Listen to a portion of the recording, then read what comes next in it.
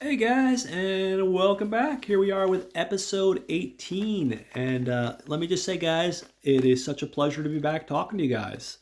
Um, Today, I'm going to be discussing with you a show that's near and dear to my heart. And it's a little television show. It came out in 2006, and it's called Love Monkey. Now, you may know this guy, Tom Cavanaugh. He's a great character actor. It's popped up in a lot of stuff, and I'm going to go more into that in just a little bit. This is one of those shows, guys, that it just disappeared. It was out in 2006, um, 8 episodes total. Originally, CBS dropped 3 episodes, and then they just pulled it completely. Luckily, VH1 came to the rescue, and they released the last 5 episodes. And it's one of those things where you just scratch your head because it's a great ensemble piece with a ton of great actors, really well written episodes, great soundtrack. Just it was one of those things where all the stars seemed to align, but at the same token, it ultimately didn't culminate in a happy ending. It never really went anywhere past those 8 episodes, and it's unfortunate. This is one of those shows that was never given any kind of like official release. Like I said, this is a little MOD. For those not familiar with the word MOD, it's a fancy word for saying bootleg. It's made on demand. I have a person I know that I go to for that kind of stuff, and they just rip it and copy it and put it together in a nice little package. Now, technically, you can also find the episodes of this show on YouTube. If you just do a search, Love Monkey, there's about, like I said, all 8 episodes are there. I think they're about like 40 minutes a pop. Um, and it's a good show, guys. It's something you should all check out. Right now, I guess I'll go a little bit into the background stuff about the show as far as some of our actors, and excuse me, I can make words, guys. Our actors and actresses involved in the show. Um, Starting with the lead actor, like I said, which is Tom Cavanaugh. He plays the main character of Tom Farrell, who is a guy that works for a record label in New York City called Goliath Records, and he's the A&R guy, guys. Basically, that it equivalents out, if you're not familiar, in the music world, he's a talent scout. He determines who he thinks should work for the record label or not, or who should get acquired and distributed. So you have him in our lead role. Um, you have his sister, whose name is Catherine Freed, and she's played by an actress named Catherine Lanissa, which hopefully I'm not butchering. Sorry if I am, Catherine. Then we have Judy Greer, and she's playing a character, Bran Lowenstein, who's also part of Tom's crew of friends. Now, a lot of you guys may be familiar with Judy Greer. She's another one of these awesome, talented character actors. I would say she has had some lead roles, but mostly supporting roles, and she pops up all over the place. Like I think the most recent thing I saw her in was those new batch of Halloween movies. And while I was not the biggest fan, and not that it matters, we're not talking about Halloween, I know. She did a great job. And she's one of those people that she always does a fantastic job. You can always count on her. Um, Sometimes she plays a lot of quirky roles. Sometimes she plays like more of a straight laced character, but she's got range, she's got talented, and it was great to see her show up in this. Um, Next, we have a guy named Christopher Wheel. And he plays the character of Jake Dunn, another one of Tom's friends. We have Jason Priestley, guys. Who would have thought Jason Priestley, he plays Mike Freed, who is Tom's brother in law. We have Eric Bogosian, who plays Phil Leshing. Phil Leshing is Tom's boss at the big record label. We have um, a guy named Eric Jensen who plays Jeff, who is Tom's new boss when he gets rehired at another record label. Uh, and then we have singer-songwriter Teddy Geiger, um, who's an actor in this, but in real life is a musician. And Teddy Geiger is playing a musician in this show too, and he's playing the character of Wayne. Um, so now that I've gotten into some of the background stuff, who's who and that, what have you not, guys, I'm going to get a little into the story. So basically, like I said, have Tom Cavanaugh. He's playing this character, Tom Farrell. He's working for a huge record label named Goliath Records.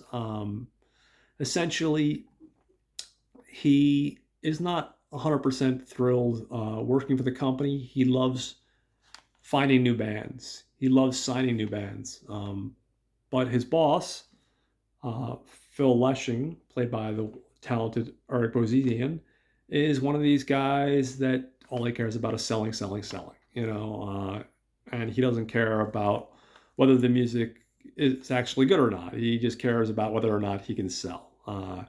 So very short on in the beginning of the first episode, he kind of has it out with Tom Farrell, our main character, and he fires him, because they're just not on the same wavelength.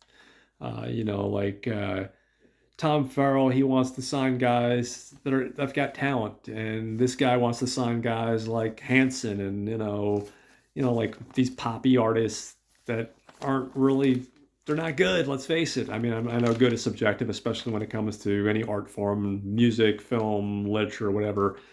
But they're just not on the same wavelength. And in particular, like Tom is just trying to sign a new musician that he had discovered, a kid from Michigan that's in his late teens. This band named Wayne. That's the main singer. He's played by actor Teddy Geiger, who is also a real singer in real life. So he's trying to sign this Wayne kid, and just as that's about to happen, he gets fired. But instead of getting defeated and feeling like the world's against him and this sucks, he realizes that he wasn't on the same page working for that big record label. He's like, this isn't for me. It's not the right path. So what he wants to do is he sets out to kind of try to see if he can come up with enough money to start his own record label, essentially. And he wants to sign this kid Wayne as his first client. Now, Wayne has overprotective parents, and they're really not on board per se. They want the right thing for their son, but they also want to get paid the most. And Tom's in a situation where if he's going to start his own record label, he'll never be able to do that, essentially, because it costs money to start record labels. So he's trying to figure out a strategy to start his own record label, sign this kid Wayne, keep him away from Goliath Records and his boss, Phil Leshing. And he's trying to navigate this throughout this entire first episode. And while he's doing that, along the way, we get introduced to his friends. And we learn a little bit more about them. We will learn about Jason Priestley's character, Mike Freed, who's he's someone he's been friends with for forever, and who is married to his sister. And Jake Dunn, who's played by the talented Christopher Wheel, who is works for a television station that announces sports and stuff, and what have you not. We meet Lawrence Tate's character, who's Shooter Cooper, who is a real estate mogul. He works for his dad. And these are all people that Tom's been buddies with forever. And, they get together and, they grab coffee or go shoot basketball, and they get caught up on life, and they try to give each other advice. There's a lot of camaraderie there,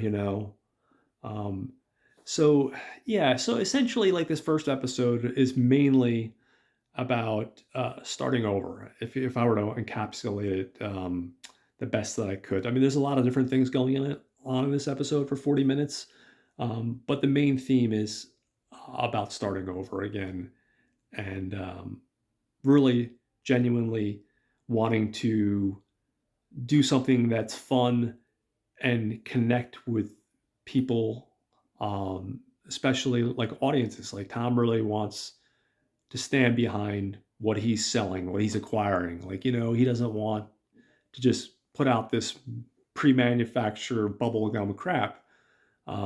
So for him, getting fired from a record label uh, that doesn't care about anything but the bottom line is a good thing. And so along the way, along this first episode, while he's trying to raise money, um, he's trying to convince Wayne to sign with him.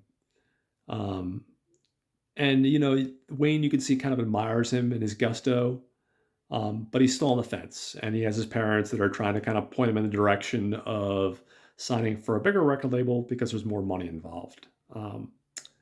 Essentially, like, the episode culminates, and Tom ultimately tells Wayne, he's like, listen, I would love to have you. I think you're amazing. But the reality is that I just don't have the money to give you the support um, that Goliath will be able to provide financially. Um, he's like, I think that I'm a better person and I'll look out for you more, but they'll be able to do more for you. He said, maybe in another year from now when I have a little bit more money under my belt. But he said, I'm in the very, very infant stages of starting a label. And if I'm doing the right thing, which is looking out for you, I would say go to the big record label because they'll be able to financially back you. So I think Wayne kind of respects that. And he takes it to heart. He's a little disappointed because I think he wanted to sign with Tom, but he's just realizing that's probably not the best move to do. So just when you think, all is lost, some good news happens on the horizon. Tom is contacted by a guy he knows. A guy named Eric Jensen plays, the actor, plays a character named Jeff. And Jeff runs a small record label called True Vinyl. And he calls him up and he's like, hey, listen, can you come in the office? I'd love to talk to you for a few minutes. I think I have a proposition that might work for you. And at this point, Tom is feeling kind of defeated. He couldn't sign the talent that he wanted. He doesn't know if he's going to have enough money together to put together his label properly, his own record label. So he takes the meeting with Jeff, and basically Jeff's like, hey, listen, I can't pay you what you were getting paid with Goliath Records. The reality is I just don't have that kind of budget. But I'd love to make you the new A&R guy, have you be our talent scout. He's like, as a matter of fact, I actually just signed Wayne. I know he'd love to have you be his rep and be the A&R guy for him. He's like, if you could do that, that would be fantastic. Like he said, I'm not going to be able to pay you the same amount of money you were making before, but I think we'd be a great fit. So in this very first episode, it starts off, like I said, a little bit on the rough side. And, by the time it gets to the end of the first episode, not all hope is lost, and we get a nice little happy resolution. And that's essentially the first episode in a nutshell, guys. You have to excuse me, I'm a little off my game today. It's been a little while. But the show, I could go into the other 7 episodes, but I'd rather see you guys discover the show on your own.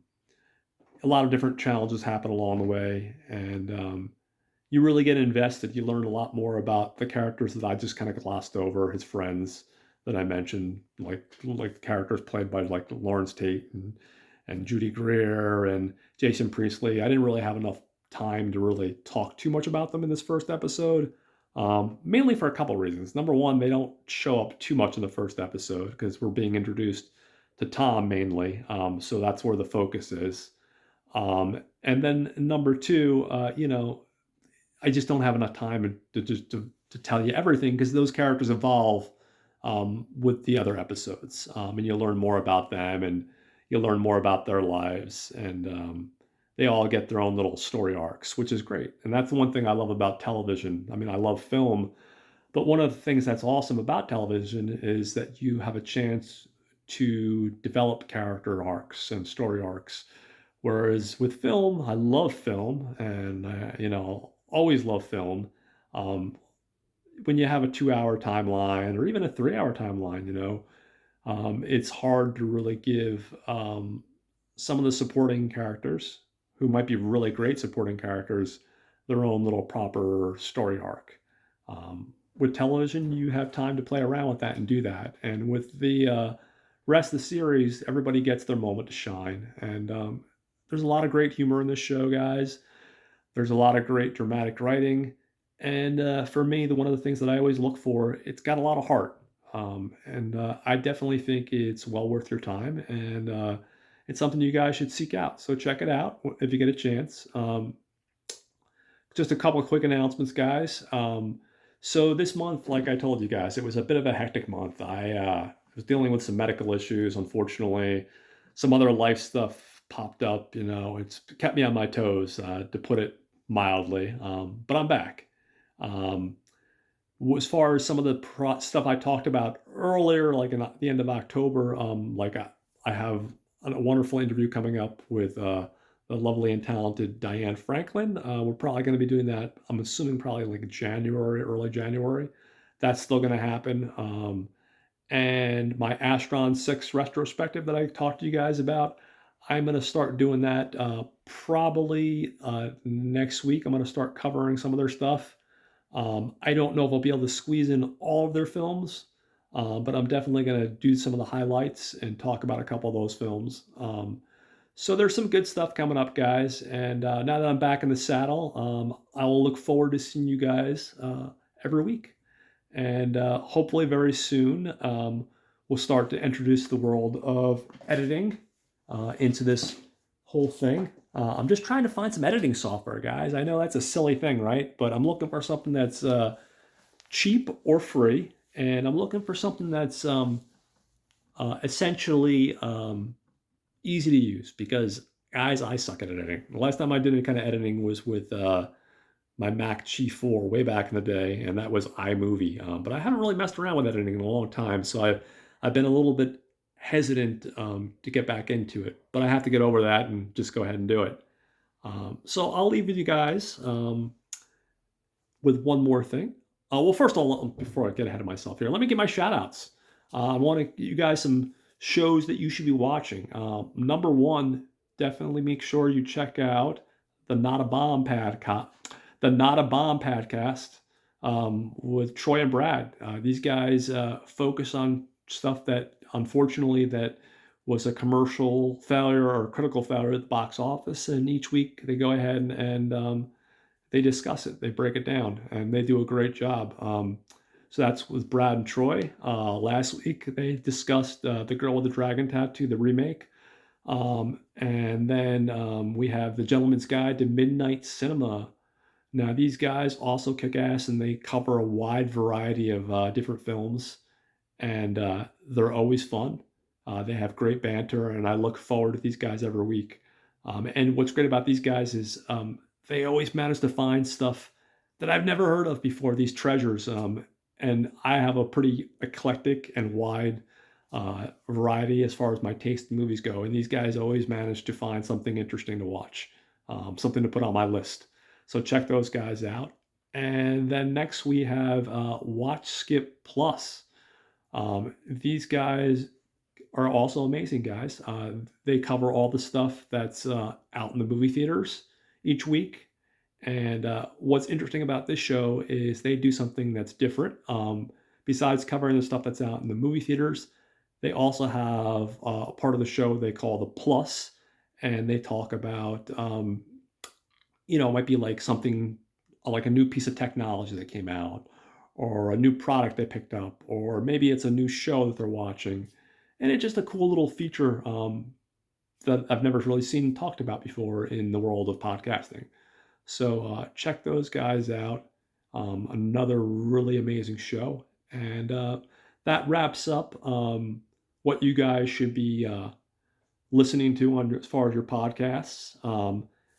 I recently was lucky enough to get in touch with a local musician, a guy named Nick Cucci, and he was kind enough to come up with this cool little intro outro music, which will eventually, when I get into the world of editing, will play a part in the show. So I'm going to play that for you guys now. It's only about 37 seconds, so just hang tight for a second. Hold on.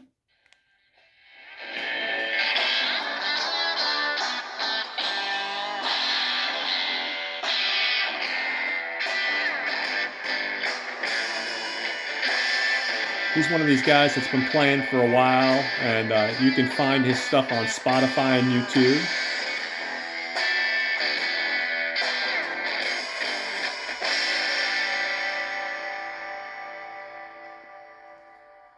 And it's just a quick little intro, outro music, but it's a fun little one, and I'm very grateful to have him involved. So, with all that said, guys, I want to thank you guys again for continuing your support and hanging around and watching my show. I know sometimes we have some really awesome episodes, and today I know I'm a little bit off my game because it's been a little while, so I do apologize. But you got to get back in the saddle sometime sooner or later, and I'm hoping to continue to bring you guys good stuff as we take a journey each week with our new episodes. So I just want to say I hope you guys have a great weekend, and if I don't see you before Thanksgiving, hopefully I'll have another episode out within a couple days. But if I don't, have a great Thanksgiving and enjoy your holiday. Oh, some exciting stuff, guys. Before I forget, this week I'm going to be doing a 3-part episode, and I'm really looking forward to it, guys. I talked a little bit on my Facebook page, but one of my big obsessions, I love history, especially specific parts of history. And one of the things I've always been fascinated by has been JFK. I'm not a Democrat. I'm not a Republican, guys. I don't really like politics in general. But I've always thought his life was fascinating. I've often thought, like everything that happened within his life and his time period, just that whole, so many people were impacted in the 60s and so many people were just picked off. And his assassination was just brutal. The impact it had on the country and what it did.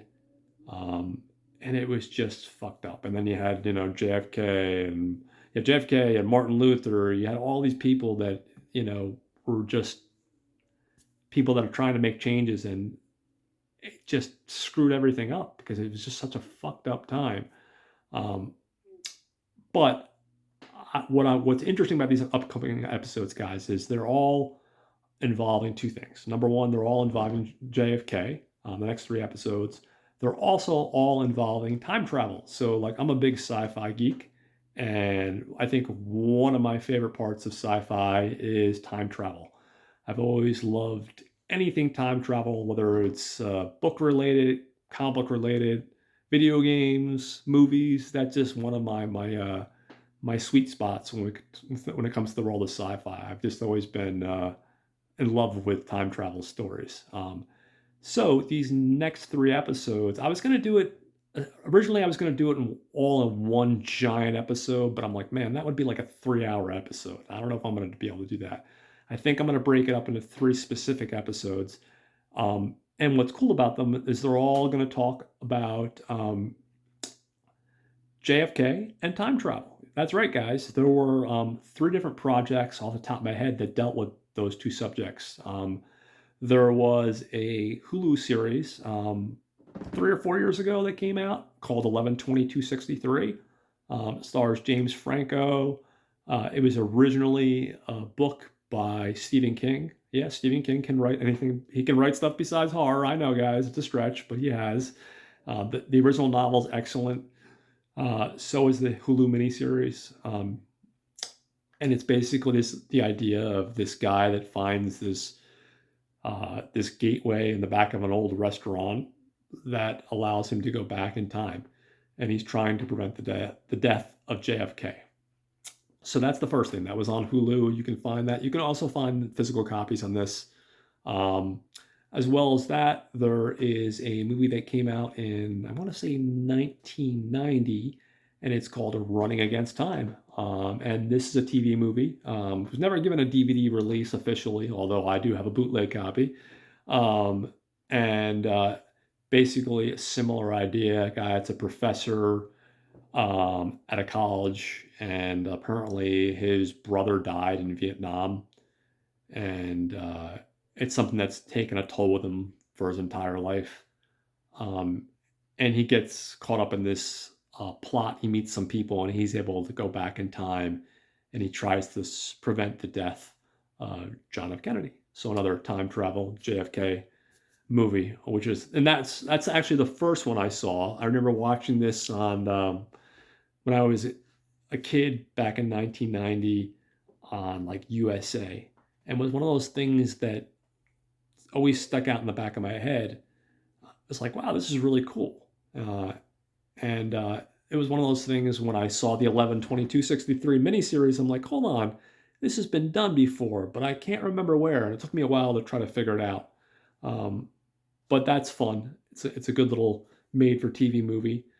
And then finally, in the 90s, one of my favorite shows, because of course it deals with time travel, has become Quantum Leap. Now, if you guys remember Quantum Leap, obviously there's a new Quantum Leap TV series out now, not nearly as good, but Quantum Leap begged the question of a man could travel within his own lifetime, and it was Scott Bakula playing a character of Sam, and he would leap into people's lives and try to make a difference and change them for the better.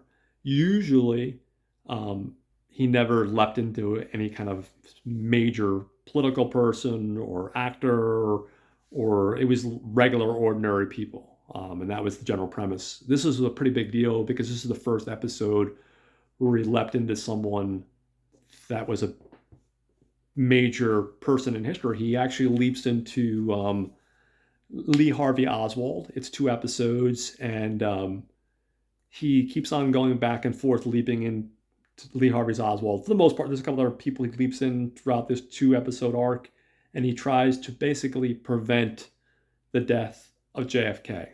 Again, another JFK time travel type of thing. And this is also a really cool little episode arc. So those are 3 different things that all deal with time travel and JFK.